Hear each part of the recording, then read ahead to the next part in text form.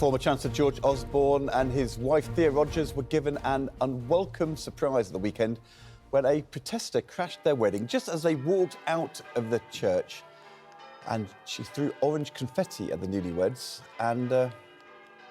It's caused uproar, hasn't it? Yeah, despite Just Stop Oil staging similar protests, the group say it wasn't one of them, but they do endorse and applaud the action.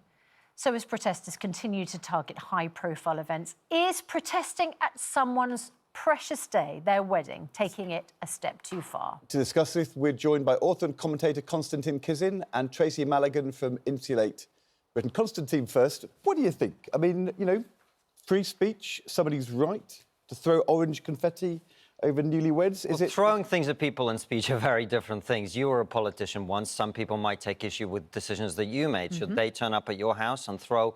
You don't know what they're throwing. You've got to remember this. George Osborne, look, as he's walking away, you can see he looks quite concerned because a stranger's walking up to him and is about to throw something on him and his bride.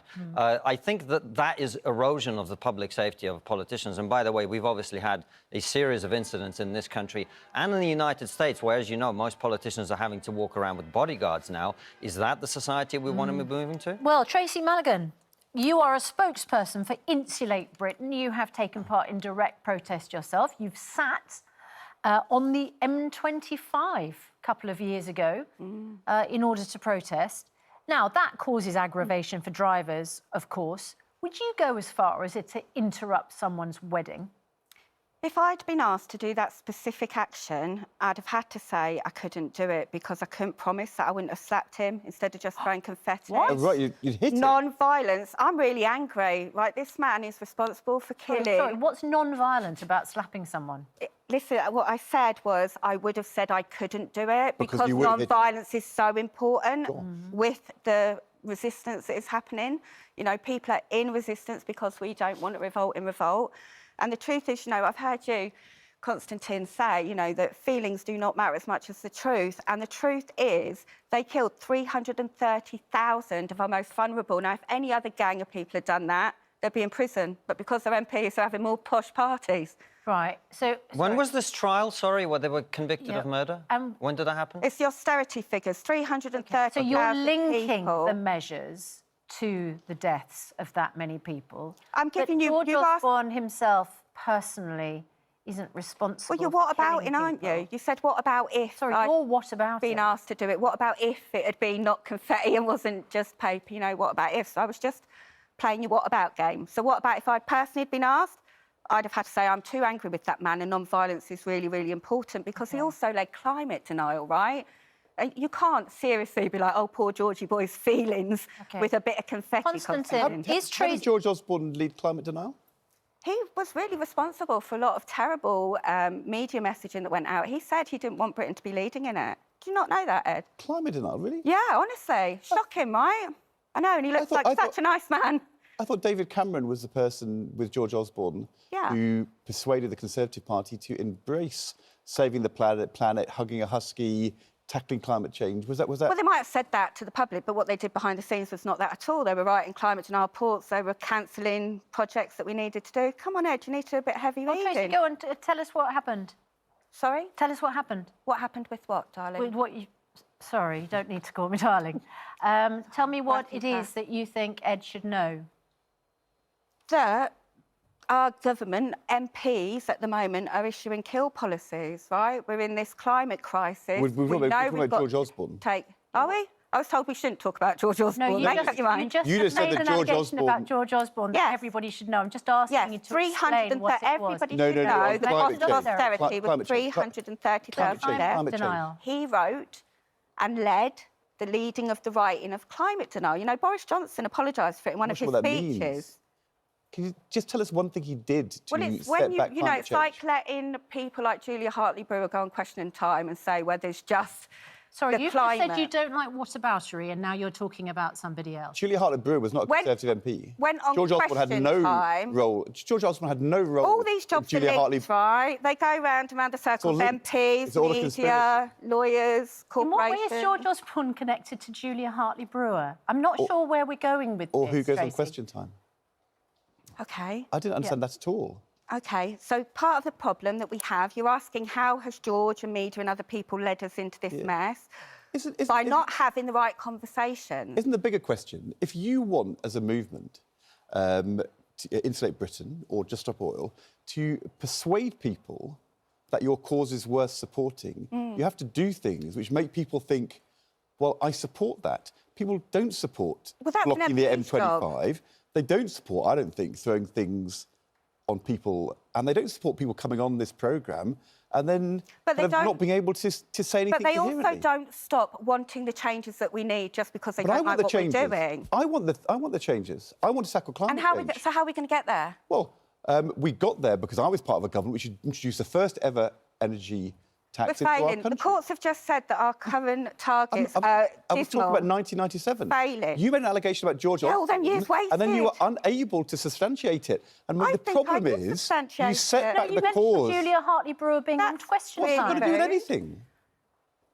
You set back your Everything to do cause. with everything. How our media is reporting this, how our MPs are talking about We're this. listening to you. They're also concerned It's not about the media reporting it. saying what is popular. We're listening so you to don't want to just tell the truth. We're listening to you and what you're saying. Tell me one thing George Osborne did to set back the cause of climate change while Chancellor. You can all Google it. He said No, you tell me. He didn't want Britain... You can't make an allegation about me. Listen to me, Ed. Let me finish. You said to me, get with the programme, Ed, get on top of it. I'm saying to you, tell me one... I didn't say. You did say that. You challenged me that I didn't know what I was talking about. So I'm asking you to tell me one thing which proves you know what you're talking about. Tell me one thing George Osborne did as Chancellor to set back climate change. He didn't put it to the top of the agenda. He didn't talk about it openly and honestly. How are you still denying that climate denial is a thing? The people who led it have been on Who's the denying that climate denial is a called thing? Big Oil versus the World. Wait, Tracey, hold on. You know, we did this. Tracey, who is denying that climate denial is a thing? They've asked you for one example of something George Osborne did, and you haven't been... He killed 330,000 people, and he You have an opportunity to persuade millions of people. You have an opportunity right now to persuade millions of people to do what you think. That George Osborne did to set back climate change. See, what they're doing here, what is going on is not wanting to have this question. Do you remember when Laura Tobin did a lovely segment? Last time Liam was on, he was in this seat. Laura Tobin did a segment on the science. Do you remember what you said as soon as she'd finished? Because it made me cry, Susanna. Oh, I'm sorry it made you cry. What was it? You don't remember Laura Tobin giving a...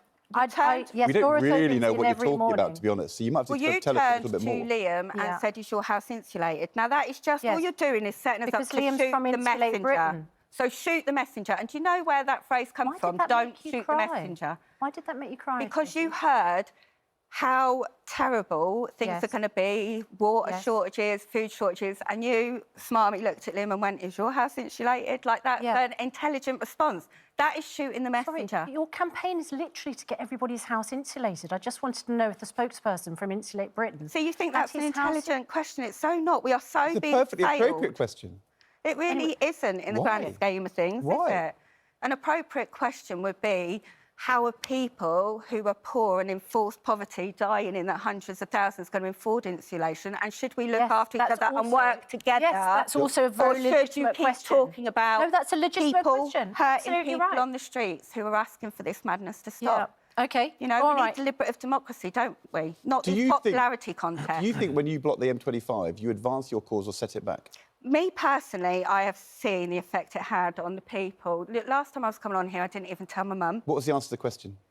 Does it advance the cause or set it back? A little bit of orange confetti and the world will think each day. So we are advancing the conversation, aren't we? You can't come on the programme and not answer any questions at all. How is I'm asking you a question. I'm asking you a question.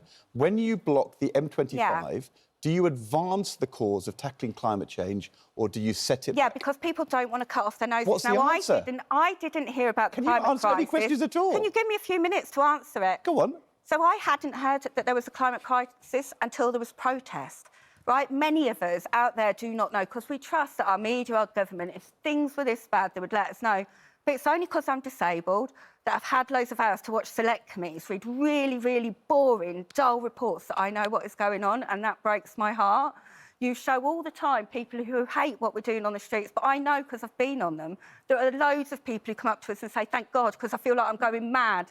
What conversation are we having around this? The problem is that Laura Tobin, who you mentioned a moment ago, advances the cause of tackling climate change when she comes on our programme.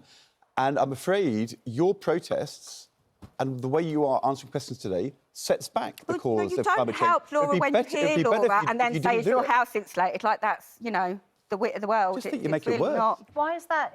I still don't understand why it's in. You don't understand why that made me cry. No. You don't understand why you hearing about us facing, our children facing drought, famine and war, and your response being, is your house insulated, Liam, broke my heart, Susanna. Why? Susanna, may I ask a question? Yes. You can. Tracey, good luck. Just I'm curious, what percentage, if you could tell the people of Britain, what percentage of global climate emissions is Britain responsible for? OK, so every country is just answer, what percentage? It's a figure.